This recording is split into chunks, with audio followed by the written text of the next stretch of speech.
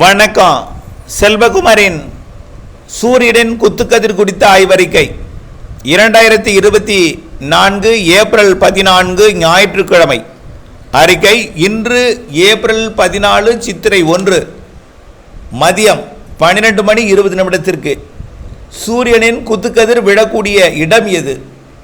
சூரியனின் குத்துக்கதிர் 90 டிகிரி நேராக விழுந்து நிழலில்லாத பகுதியாக ஏற்படுத்தக்கூடிய இடம் எது பார்ப்போம். நேற்றைக்கு விருதுநகரை மையமாக வைத்து அமைந்த இந்த சூரியனின் குத்துக்கதிர் இன்றைக்கு மதுரையை மையமாக வைத்து, அதாவது தொண்டிக்கு வடக்கே மணமேல்குடிக்கு தெற்கே இடைப்பட்ட பகுதி ஆவுடையார் கோவில், திருவாடானை, தொண்டி மற்றும் காரைக்குடி, தேவக்கோட்டை, சிவகங்கை, மேலும் திருப்பத்தூர், சிவகங்கை இடைப்பட்ட பகுதி இன்னும் தெற்கே மானாமதுரைக்கு வடக்கே, மேலும் திருமங்கலம், மதுரை மையமாக வைத்து வாடிப்பட்டி, திருமங்கலம் இடைப்பட்ட பகுதி, சிங்கம்புணரி, மேலூர் மற்றும் பூவந்தி இந்த பகுதி எல்லாமே திருபுவனம் வரைக்கும், திருமங்கலம் மற்றும் உசிலம்பட்டி, வாடிப்பட்டி, மதுரை இந்த பகுதி எல்லாமே அலங்காநல்லூர், அதேபோல் பேரையூருக்கு வடக்கே உள்ள பகுதிகள் ஏடுமலை, எருமைப்பட்டி, உசிலம்பட்டி, அதேபோல் நிலக்கோட்டை வரைக்கும், திண்டுக்கல் மாவட்டம் நிலக்கோட்டை, கொடை ரோடு வரைக்கும், கொடை ரோடு வத்தலகுண்டு வரைக்கும். அப்படியே பார்த்தீங்கன்னா கொடைக்கானல் மலைக்கு தெற்குப்புறம் இருக்கக்கூடிய பெரியகுளம் மற்றும் அலிநகரம், போடி, தேனி, ஆண்டிப்பட்டி, வீரபாண்டி, மேலும் அப்படியே பார்த்தீங்கன்னா சின்னமனூர், தேவாரம், உத்தமபாளையத்திற்கு வடக்கே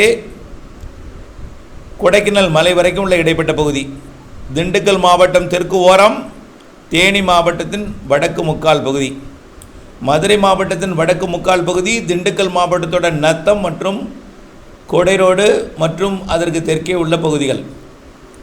அதேபோல் மதுரை மாவட்டத்தின் அந்த நத்தத்தை ஒட்டிய கொஞ்சம் பகுதி மட்டும் நீங்களாக, சிங்கப்புணரிக்கு வடக்கே உள்ள பகுதி நீங்களாக, அதற்கு தெற்கே உள்ள பகுதி மதுரை மாவட்டத்தில், அதாவது திருமங்கலம், சிங்கம்புணரிக்கு இடைப்பட்ட பகுதி, மதுரையை மையமாக வைத்து, மேலூரை மையமாக வைத்து, ஒத்தக்கடை மற்றும் பூவந்தி, அதாவது சிவகங்கை மாவட்டம் பூவந்தி, திருபுவனம், திருப்பாச்சேத்தி மற்றும் அப்படியே காளையார் கோவில், நடராசன் கோட்டை,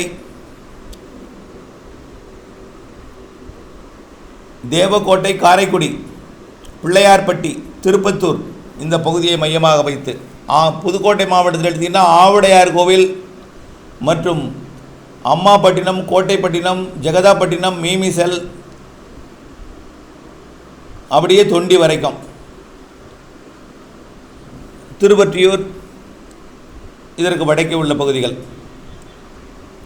இன்றைக்கு சூரியன் குத்துக்கதிர் விழுந்து, அதாவது 11 மணிக்கெல்லாம் ஒரு நேர் குச்சியை 90 டிகிரி நேராக ஊன்றி வைத்தால் 11 மணிக்கு அந்த குச்சியின் நிழல் மேற்கு புறம் விழுந்து கொண்டிருக்கும்.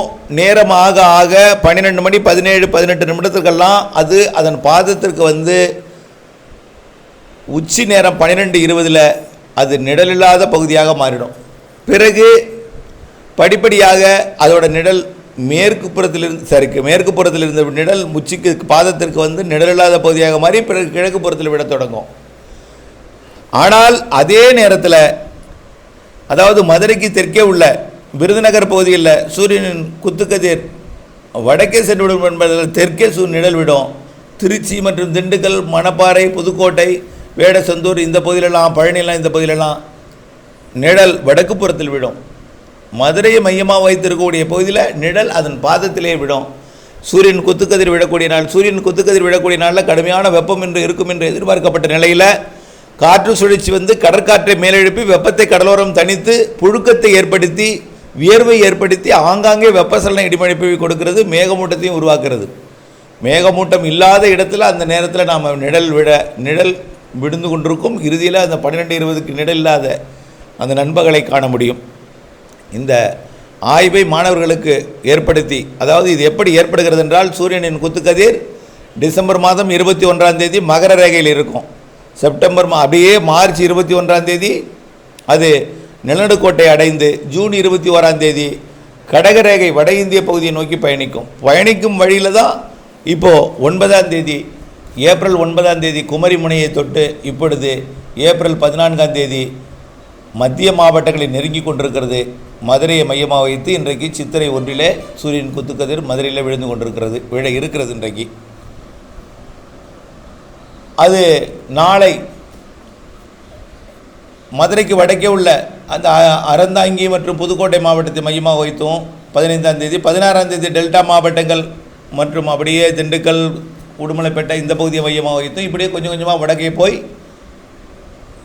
ஏப்ரல் 26 தமிழ்நாட்டை விட்டு விலகி ஜூன் 21 போய் வட இந்தியா அடையும். பிறகு வட இந்தியாவிலிருந்து ஜூன் 21 தெற்கு நோக்கி திரும்பி மீண்டும் ஆகஸ்ட் மாதத்தில் தமிழ்நாட்டில் விழும்.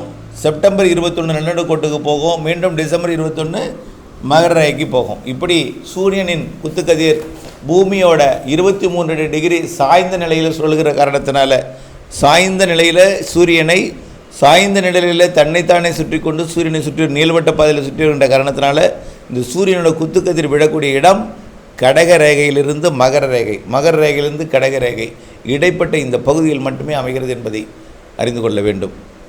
தொடர்ந்து ஆய்வு மனப்பான்மையை ஏற்படுத்தி கொண்டு ஏன் எதற்கு எப்படி என்று ஆய்வை மேற்கொண்டு திட்டமிட்ட ஒரு கல்வியை கற்று ஆய்வை மேற்கொண்டு ஊக்கம் அறிவியலில் ஆர்வம் ஏற்படுத்தி கொண்டு இருக்க அன்போடு கேட்டுக்கொள்கிறேன். நாளைய சூரியன் குத்துக்கதிர், வரக்கூடிய நாட்கள் சூரியன் குத்துக்கதிர், உங்கள் ஊரிலே எப்பொழுது சூரியன் குத்துக்கதிர் ஆய்வை செய்ய தயாராக இருங்கள். நன்றி.